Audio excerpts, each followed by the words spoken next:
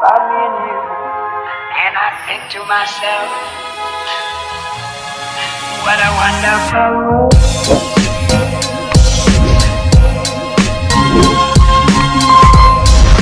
So nakabalik na po tayo ng Laguna mga kabayan. At pasukan na ni Gerald.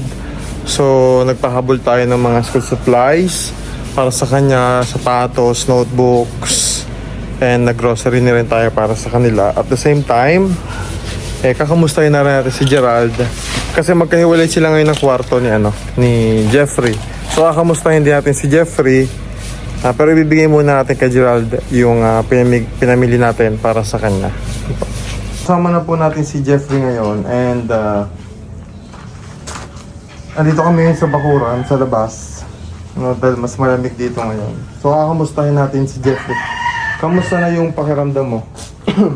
Okay naman po. Okay na? Yes po.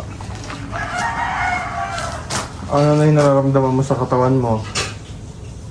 Yung ano po, maganda-ganda naman po yung katawan ko. At palagi naman po ako nagano po sa mga gamot po. So, nakailang days ka na sa hospital? Mga ano na po, mag 1 week na po. 1 week ano? Opo. 1 week sa hospital mga kabayan. And continuous yung gamutan ni Jeffrey. Okay? So doon nakausap ko yung tatay mo, di ba? So okay. At nakausap ko rin yung tatay mo. So bago pa tayo magpunta doon muna tayo sa sakit na meron ka. Okay? So, mga kababayan, katulad nga po ng sabi namin sa inyo, hindi kasi namin pwedeng masabi agad sa inyo kung ano man yung karamdaman na meron si Jeffrey. Pero, meron kasi iba nagko-comment doon sa mga sakit daw ni Jeffrey. Sa totoo lang mga kababayan, mayroong ibang sakit si Jeffrey na sasabihin din namin sa inyo na kapag ka okay na, at gumaling na. And itong sakit ni Jeffrey na ito, palagi ko nga sinasabi sa kanya na hindi siya pwede ma-stress. Anong sabi ni Doc sa'yo? Kahit magbuhat ka ng balde, bawal, di ba? So, hindi siya pwede ma-stress mga kababayan. So, ano pa? Sabi ni Doc? Mapagod po. Bawal siyang mapagod. Hindi siya pwede na yung katulad ng ginagawa sa school. Actually mga kababayan, para po sa inyong kaalaman, si Jeffrey, hinahatid ko pa yun dati sa mga laban niya, basketball mo, di ba? Opo. Hinahatid ko pa yan, sundo ko yan sa lahat ng mga laro niya dito. Nung pinagbawal ni Doc, ngayon nagkaroon ng sakit, di ba? So, alam po siya ng doktor na maglaro, mapagod. So, ang ginawa namin, pinatigil namin siya. Sabi ko sa kanya, hindi na po pwede yung ganon. So, pagpasensya niyo mga kabayan kasi maingay, madaming aso. So, mga kabayan, so pinagbawalan natin na maglaro siya. Kasi yun yung advice ng doktor, bawal siya mapagod. And then, nagkaroon ng second episode. Nangyari sa kanya to. So, nag-jogging siya. Pinagbawalan din namin kasi bawal din daw, sabi ni Doc. So, ito sinasabi ko po sa inyo para maunawaan yung mga kababayan. Yung sinasabi nyo na baka pwede siyang magpatuloy pa rin ang pag-aaral. Una, hindi natin siya pinapatigil. Siya ay pinagpapahinga natin sa pag-aaral pansamantala. Pero ang priority natin dito ay ang kanyang kalusugan. At ini-explain naman natin ito kay Jeffrey. Ito ay pinapaliwanag natin kay Jeffrey. At nauunawaan naman niya yun. Diba? So, bakit daw hindi online class? Ito try natin. Kaya katulad po na sabi ko sa inyo, hindi sa lahat ng subject, may online class sila. Hindi rin po open university yung kanyang school. So, ito private school, college. Pero hindi ito nag-offer ng full SEM na Zoom na online class. So, titingnan natin kung anong pwedeng gawin. So, yung mga kabayan, ano? So, hindi ibig sabihin po noon ay titigil siya sa pag-aaral. Ano? Dahil ang pinaka-priority natin, ulit-ulit na lang tayo, is yung kalusugan niya. At sa tingin ko naman, naiintindihan ni Jeffrey yun, dahil ito ay hindi namin gawa-gawa lang, ito ay hindi namin desisyon, ito ay advice ng doktor. Ang hinihiling lang namin kay Jeffrey, inumin ng tuloy-tuloy yung gamot. Talagang sinabihan ko siya kanina mga kababayan, kung ayaw mo uminom ng gamot, alam mo yung mangyayari sa'yo. Maaaring lumala, ang ikagagaling po niya, ay wala na sa aming mga kamay. Dahil ibinigay na namin ang lahat, ito ay para sa'yo na. Okay? Hindi man tayo nagkukulang kay Jeffrey, alam niya yan.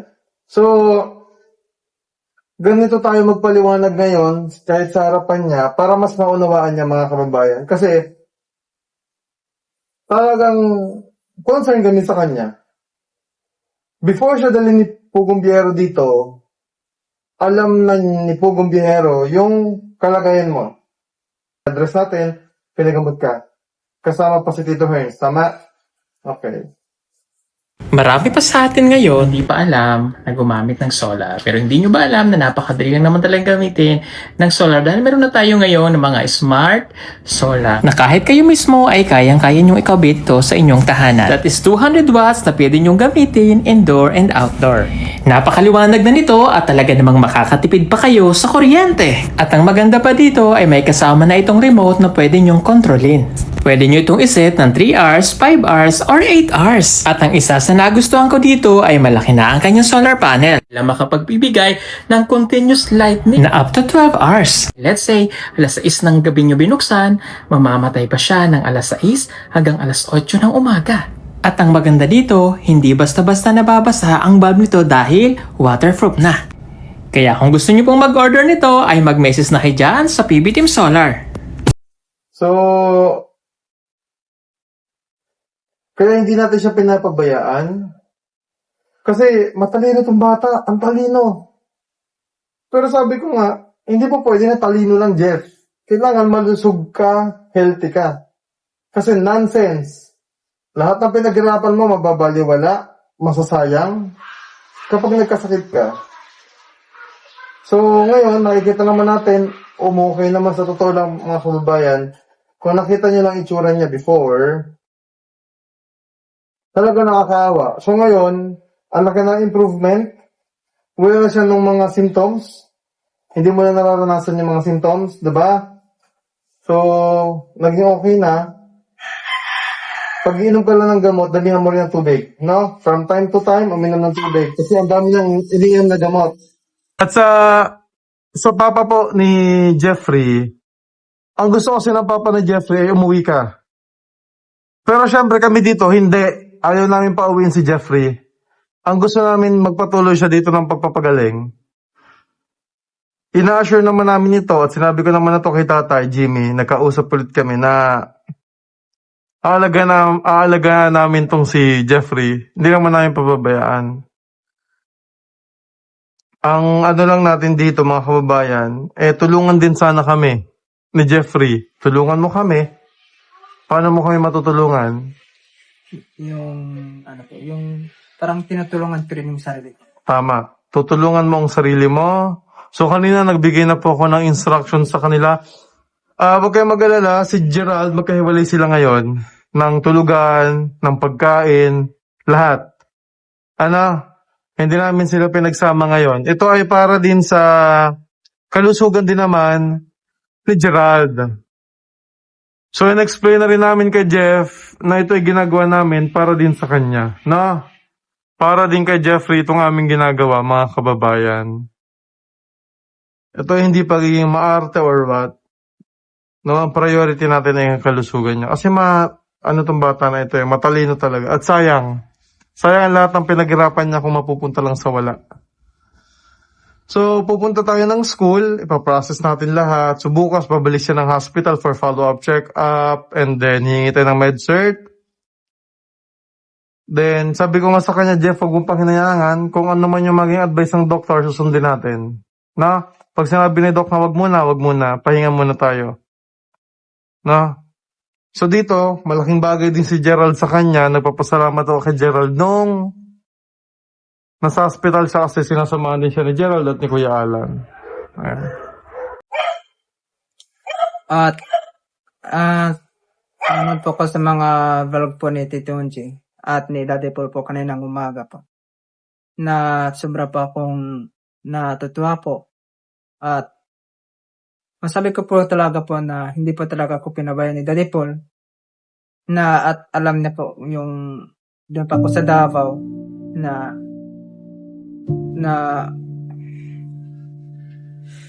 ano po, yung parang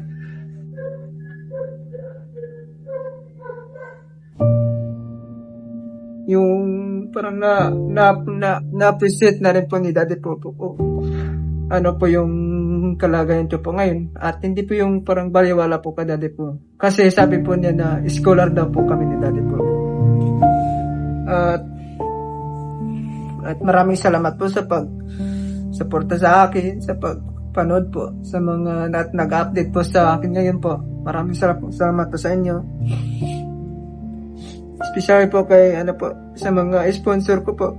Maraming salamat po sa pag-suporta sa akin. At maraming salamat po sa pagtulong. And then maraming salamat po. So, kahit na si Papa po ay nagdesisyon na po nung una po na doon na daw po ako magpahinga sa amin. At papauwi na daw po ako. Pero hindi pa ako papayag po kasi sayang po yung pinaghirapan niyo at pinaghirapan ko po. Na parang useless po yung lahat po kapag umuwi po ako sa amin. Kaya yung sabi ko po kay Papa po na kapag umuwi po ako sa amin, wala naman po talaga akong magagawa po dun sa amin eh. Maraming salamat po sa inyo po. And then, lalo na po kay Kuya Alan. So, si Kuya Alan po, grabe po yung niya. Halos wala po siyang tulog sa pa sa akin. Halos isang araw, isang gabi, hindi na siya nakapagtrabaho sa kanila kasi binibantayan niya po ako. At maraming salamat po Kuya Alan. So, malaking bagay po na tinutulungan mo ako sa yung nandun pa ako sa hospital. At lalo na po si Gerald. So, si Gerald po is grabe po siya po sa akin, mag-alala. Kahit gabi po, sabi mag-chat sa akin na paring Jeff, kumusta ka na sa hospital po? Sabi ko na okay naman po. Sabi ko sa kanya. Maraming salamat po kay Gerald po. And then, especially po kay Daddy Paul po. Maraming salamat po, Daddy Paul. At maraming salamat po sa pagtulong sa akin. Sa totoo lang po, na-stress na po ako doon. Sabi ko po, ang laki-laki naman yun. Kaya tumawag po si Tito Unji sa akin na wag ka lang ma-stress kung ilan yung mo. Kaya, pinakalma ko na lang po yung sarili ko po para hindi lang po ako ma-stress. And then, maraming salamat po, Tito Unji, sa po sa akin. So, kahit biglaan po yung pangyayari po. Kaya parang biglaan po, pero maraming salamat po. Thank you po. Okay naman po yung katawan. Wala naman po akong naramdaman. Okay naman po ako. Kaya lang po, hindi mo muna tayo mapagod po. Ganun po. Okay naman po yung ko po. Kalagayan ko po ngayon. At least yun yung importante. Yung maayos yung pakiramdam niya. Po. So, kami naman, nakamonitor sa kanya from time to time sa inom niya ng gamot. Okay? Ayan. So, ayan na muna natin si Jeffrey po na makapagpahinga mga kabay. At least, nakakuha na tayo ng update sa kanya.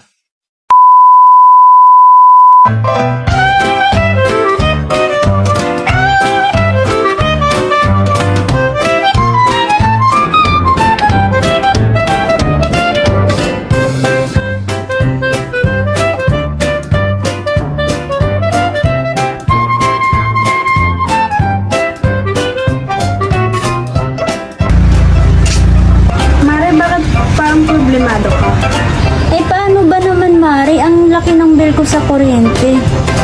O bakit Mare? Magkano ba? Eh paano ba naman dating 2,000, ngayon 4,700 na? Ikaw Mare, bakit parang hindi ka problemado? Eh kasi Mare, ang baba ng bill ko sa kuryente. Oh talaga? Magkano ba sa'yo? Alam mo ba na 1,000 lang ang binabayaran ko kada buwan? Ha? Paano nangyari yon? Dahil sa PB Team Solar, bumaba ang bill ko sa kuryente. Ano nangyari yon? Libre na ang ilaw namin sa bahay. Dahil ang PB Team Solar ay merong mga solar lights tulad ng floodlight, street light na nagbibigay liwanag sa bahay namin. Alam mo ba, ito ay powered by solar. Kaya naman, talagang nakakatipid kami. Hoy, Mari, narinig ko yung pinag-usapan niyo. Saan pwede umorder? Mag-message ka lang sa PB Team Solar. Isang paalala lang po na mag-message po kayo sa legit at tamang page. Ang PB Team Solar, roon pong 129,000 followers. At nandito po sa inyong screen ang mga pwedeng tawagan na tao at mga contact number nila. Muli, maraming salamat po sa inyo.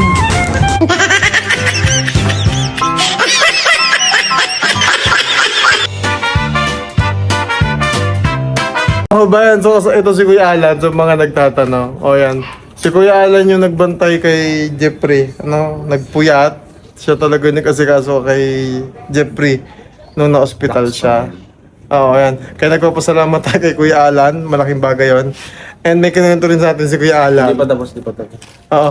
Kaya no, hanggang ngayon siya nag-aasikaso ng mga medical ano ni Jeffrey. So may kinento sa atin si Kuya Alan. May hindi rin naman inom na gamot itong si Jeffrey. Lockdown. Nalakas ko. Kung kailan niya gusto mag-umpisa, doon siya mag-umpisa. Kung kailan niya na talaga gustong... Gusto niya bukas ako mag-umpisa. So kakakausap lang namin kanina. So, nung umuwi kami, nung gabi hindi uminom. mga kabayan, di ba? So talagang... Tira nyo, tinututukan pati ni Kuya Alan yung pag-inom. Kailangan itong mga bata, itong si Jeffrey, sabi niya nga matalino itong si Jeffrey, pero matigas ang ulo. Pero hanggang kaya natin intindihin yung bata, tutulungan natin. Hindi ko alam bakit ang hirap nilang painumin ng gamot. So, wala tayong magagawa. Pagod na rin po ito si Kuya Alan. Pagod na si Kuya Alan. Ilang days sa hospital? 1 linggo din? 1 linggo. 1 linggo, tapos hanggang ngayon, si Kuya Alan ang Pero nagpupuyat. Hindi pa. Hindi na ito nakakapagtrabaho. Binantayan na si Sulit Jeffrey. At least, diba? Yun nga lang. Ito nga sinasabi ko kay Jeffrey. So, sayang yung effort din ng mga taong tumutulong para gumaling siya kung di niya tutulungin yung sarili niya. Kakakausap ko lang kanina, tutulungan niya sarili niya. Kasi di niya pala na naman ininom yung gamot. Ito sinasabi ko ito para hindi niyo i-bash si Jeffrey, ha? Ang inaano ko sa inyo dito kasi baka magtaka kayo, baka magtaka tayong lahat bakit hindi gumagaling si Jeffrey. So ito ini-inform ko din kayo para mas maunawaan din natin yung mga nangyayari. And tayo, dito tulungan natin si Jeffrey. Kasi talagang yung bata hirap Ewan Saka ko ba? ikuha na rin ng PhilHealth. Hoy, PhilHealth, may issue kayo ngayon. Ayusin nyo. Kukuhanan na rin natin ng PhilHealth si Akala ko Jeffrey. automatic hindi pala Hindi dapat pala. member daw. Diba? So, at least, diba, ipapamember natin si Diyan sa Robinson meron dyan. kasi lahat naman ng binayaran natin na tugong biyahero is cash basis. So nagugulat din siya sa ang taas ng binabayaran natin per day. Yan. So siya po lahat. Sa medicine ni Jeffrey, sa billing, lahat, overall. Pagkain, damit ni Jeffrey, siya rin ang nagpapalaundry. So malaking bagay talaga si Kuya Alan. Kaya nagpapasalamat kami. Kasi tinatanong nila sino daw si Kuya Alan Nung pag... Asko nang gagawin mo? Maglalabad daw. So hindi namin siya pinaglalaro mga kabayan. Ihalo mo na lang dito sa yung galing hospital. Ilagay natin yung pwede na namin. Hindi po namin Ilagay na ako sa laundry. Sinabihan ko nga, ngayon pag may damit ka ulit, ilagay mo na lang ulit dun sa plastic. Kasi ipapalaundry na lang. Ayan. Ay, nag-send sa akin ng picture nag-message si Jeffrey. Kasi sabi ko, isulat mo ito po dito. Nag-message na siya. Ito na po dito. Kasi nag-message ako sa kanya, isulat mo sa lahat ng gamot mo sa papel, kung paano mo siya iinumin, para na monitor ko din. Yung sinend ko sa'yo, sinend ko sa kanya. Ikukumpara ko Para ngayon. huwag mo makalimutan. Para hindi niya makalimutan. So, wala tayong magawa mga kabayan eh. Edi i-guide natin. Kaysa pagalitan natin, i-guide na lang natin. Wala tayong magagawa talaga sa bata.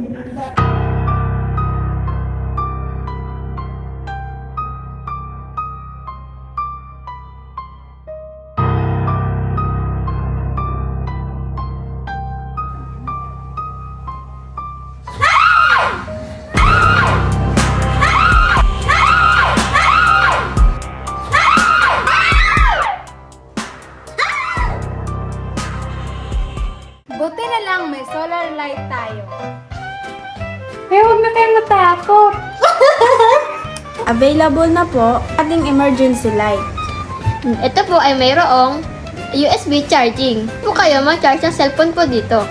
Mayroon po itong magnet na pwede niyong idikit bubong ng bahay niyo. Ito po ay pang-emergency. Pwedeng dalhin kahit saan. For